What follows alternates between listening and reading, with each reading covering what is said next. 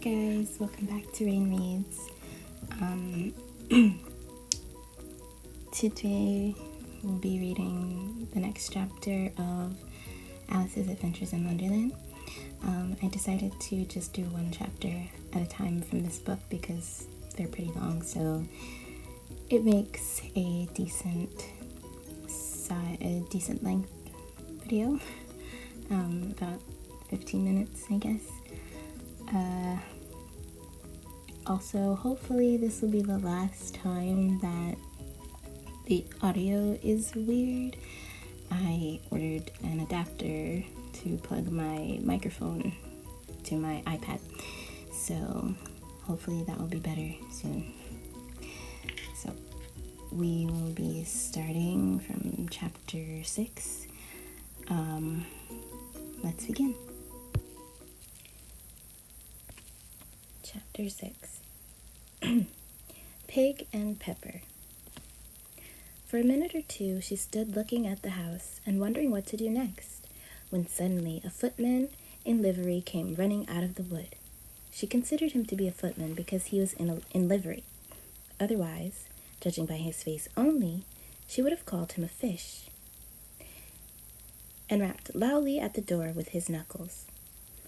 It was opened by another footman in livery with a round face and large eyes like a frog, and both footmen, Alice noticed, had powdered hair that curled all over their heads.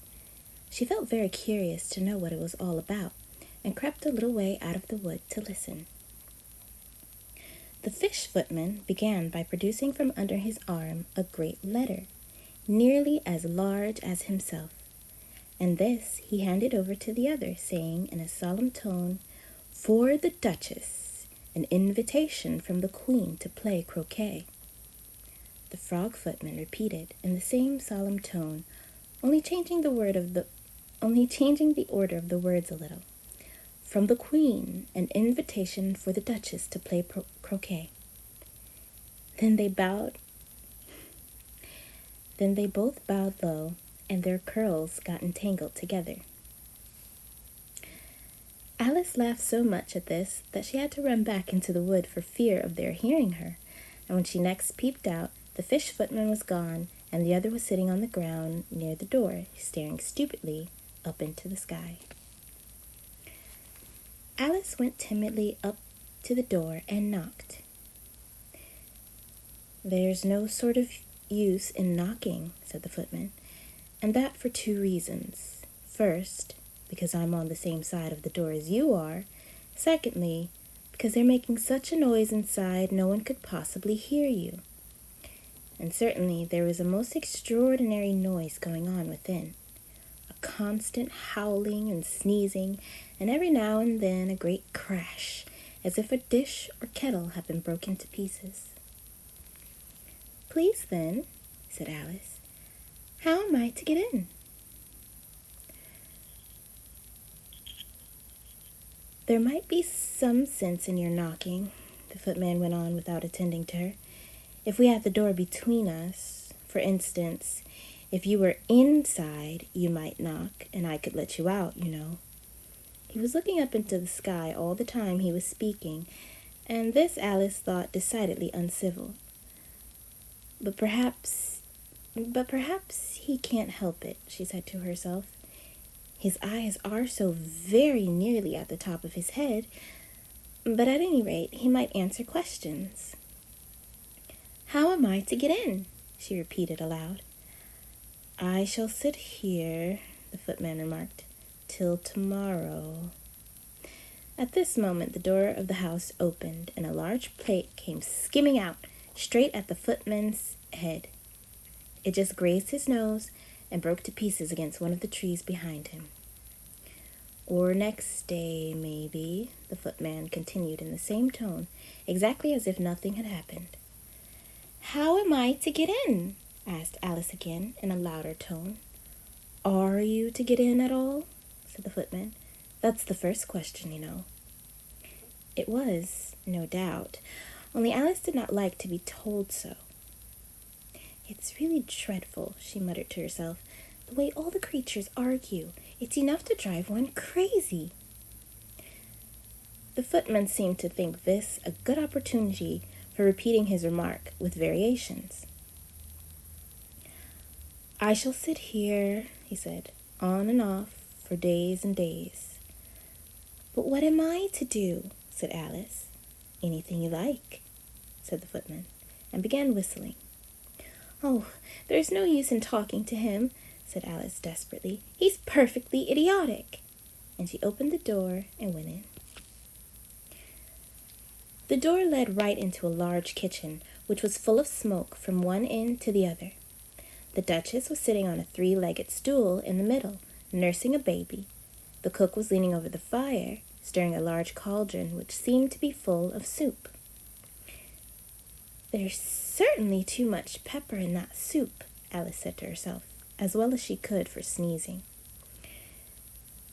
There was certainly too much of it in the air.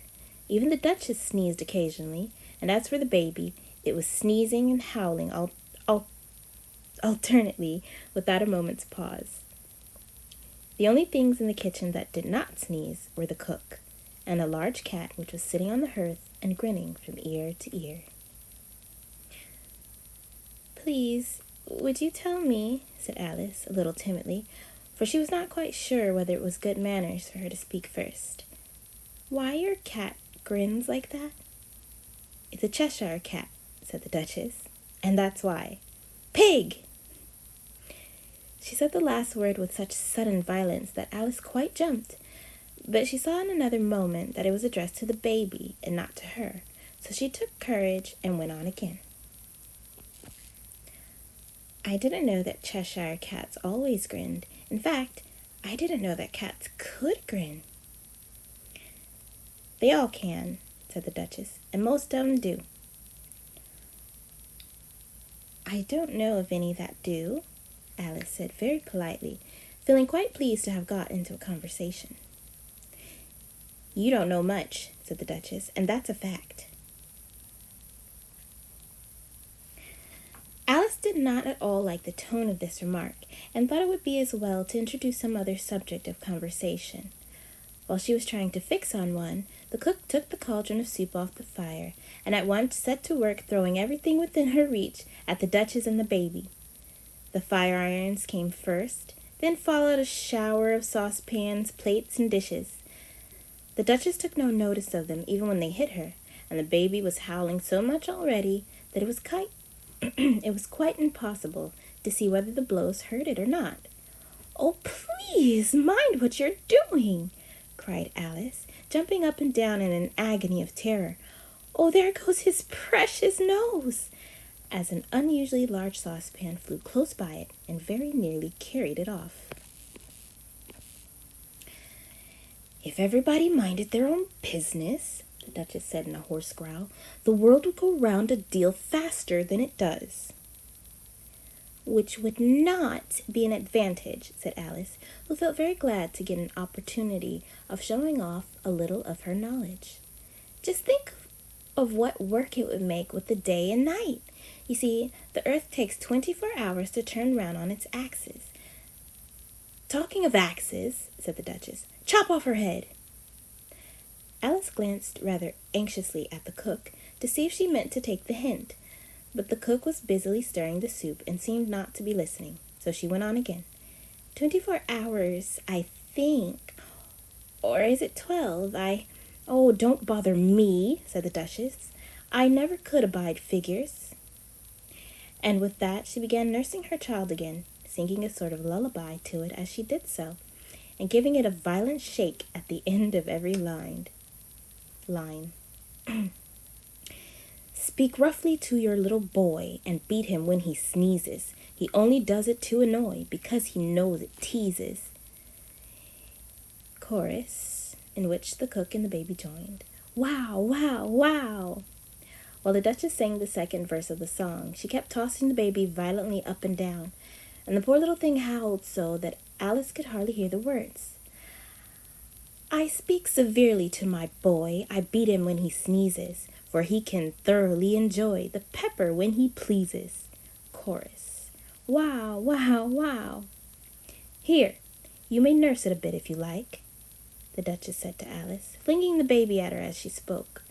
"I must go and get ready to play croquet with the Queen." And she hurried out of the room.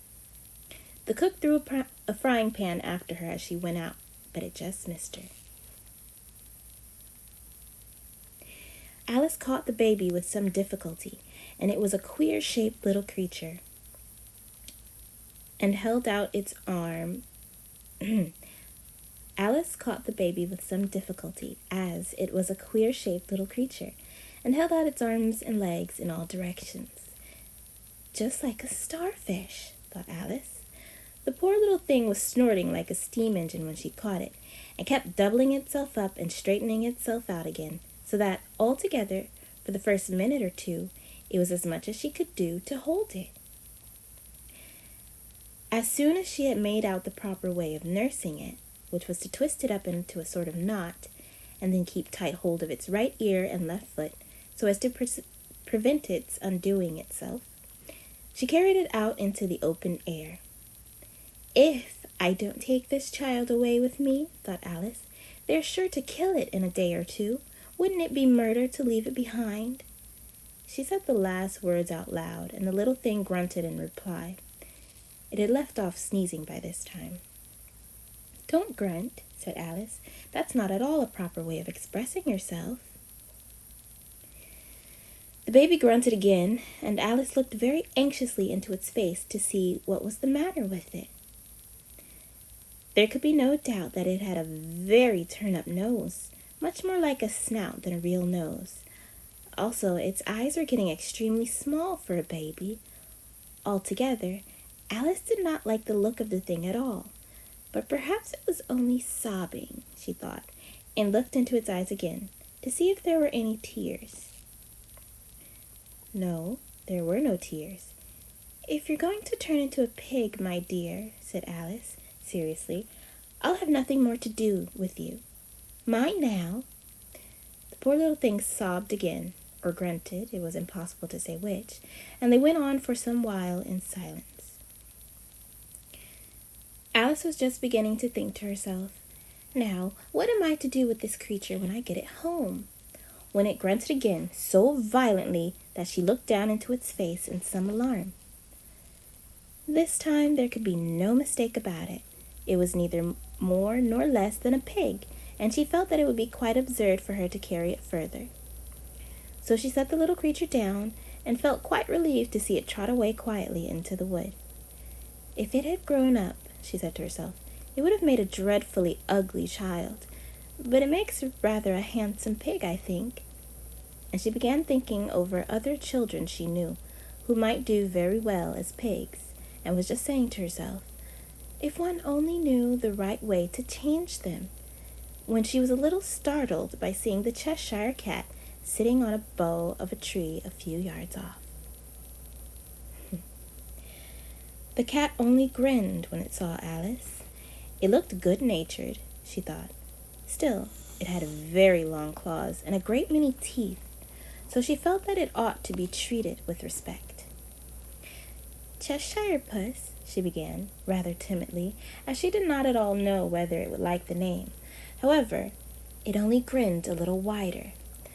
"Come, it's pleased so far," thought Alice, and went on. "Would you tell me, please, which way I ought to go from here?" "That depends a good deal on where you want to get to," said the cat. "I don't much care where's," said Alice. Then it doesn't matter which way you go," said the cat. "So long as I get to somewhere," Alice added as an explanation. "Oh, you're sure to do that," said the cat, "if you only walk long enough." Alice felt that this could not be denied, so she tried another question. "What sort of people live about here?" "In that direction," the cat said, waving its right paw around, "lives a hatter, and in that direction," waving the other paw, "lives a March hare. Visit either you like. They're both mad." "But I don't want to go among mad people," Alice remarked. "Oh, you can't help that," said the cat. We're all mad here. I'm mad. You're mad. How do you know I'm mad? Said Alice. You must be, said the cat, or you wouldn't have come here. Alice didn't think that proved it at all. However, she went on, and how do you know that you're mad? To begin with, said the cat, a dog's not mad. You grant that? I suppose so, said Alice. Well then, the cat went on, you see, a dog growls when it's angry and wags its tail when it's pleased. Now, I growl when I'm pleased and wag my tail when I'm angry. Therefore, I'm mad. I call it purring, not growling, said Alice. Call it what you like, said the cat. Do you play croquet with the queen today? I should like it very much, said Alice, but I haven't been invited yet. You'll see me there, said the cat, and vanished. Alice was not much surprised at this. She was getting so used to queer things happening. While she was looking at the place where it had been, it suddenly appeared again. By the by, what became of the baby? Said the cat. I'd nearly forgotten to ask. It turned into a pig, Alice quietly said, just as if it had come back in a natural way. I thought it would, said the cat, and vanished again. Alice waited a little, half expecting to see it again, but it did not appear, and after a minute or two she walked on in the direction in which the March Hare was said to live. I've seen hatters before, she said to herself. The March Hare will be much the most interesting, and perhaps, as this is May, it won't be raving mad, at least not so mad as it was in March. As she said this, she looked up, and there was the cat again, sitting on a branch of a tree. Did you say pig or fig? Said the cat. I said pig, replied Alice, and I wish you wouldn't keep appearing and vanishing so suddenly. You make one quite giddy. All right, said the cat, and this time it vanished quite slowly, beginning with the end of the tail and ending with the grin, which remained some time after the rest of it had gone. Well, I've often seen a cat without a grin, thought Alice, but a grin without a cat?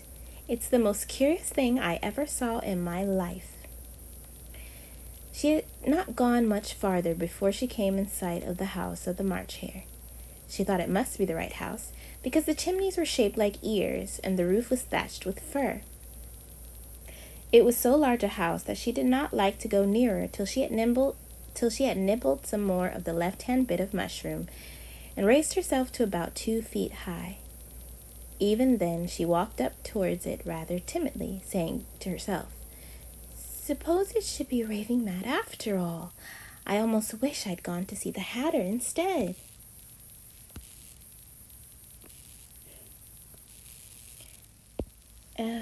And we're going to stop here for tonight. For today. I'm recording this at night. If there are any vocabulary words that you don't understand, please let me know. No one usually lets me know any words, so I haven't been able to do that yet.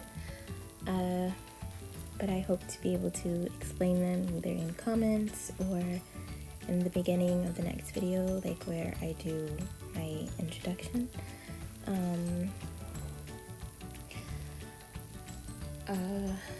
So I think this story is going pretty well. We're on, I guess, page 71 of 160.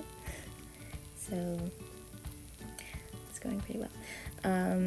The Cheshire Cat is actually one of my favorite characters of this story. I love the Cheshire Cat, and I love the Mad Hatter, who we will meet next.